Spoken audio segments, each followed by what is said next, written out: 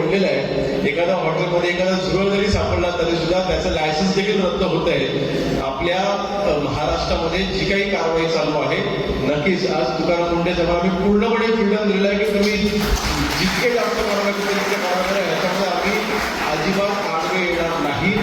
ही काळाची गरज आहे. सर्वसामान्य नागरिकांना तिथे जेवण मिळत असताना ते उपयुक्त जेवण असं मिळालं पाहिजे. त्याच्यामध्ये कुठलंही अडल्ट्रेशन नसावं, म्हणजे कुठली भेसळ नसावी. आज दुधावरची भेसळ असू द्या किंवा मिठाईची भेसळ असू द्या, किंवा एखाद्या हॉटेलमध्ये आपण जेवायला बसलो की आपण हाताने जेवतो, हाताने जेवल्यानंतर 2 दिवस तरी ते हात लाल असतात. असे काही हॉटेलला आपल्याला जेवण खायला मिळतात, पाहायला मिळायचे. परंतु आता मात्र हे खरं तर मोठ्या मोठ्या शहरामध्ये या कारवाई चालू आहेत. परंतु हा मोर्चा हळूहळू नक्कीच ग्रामीण भागाकडे देखील वळणार आहे. ज्या ठिकाणी पर्यटन मोठ्या प्रमाणामध्ये आहे त्या ठिकाणी अर्थातच हॉटेल्स जास्त आहेत.